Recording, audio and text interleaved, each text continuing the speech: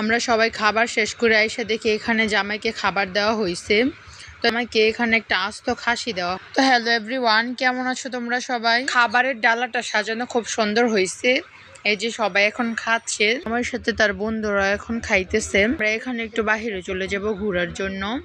তো সন্ধ্যা হয়ে আসতেছে, তাই লাইট গুলা অন করে দিছে। দেখেন কত সুন্দর লাগতেছে।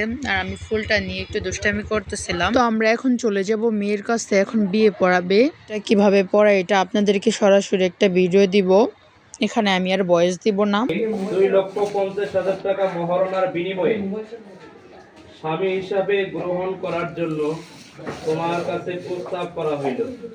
রাজি থাকলে বলো আলহামদুলিল্লাহ কবুল।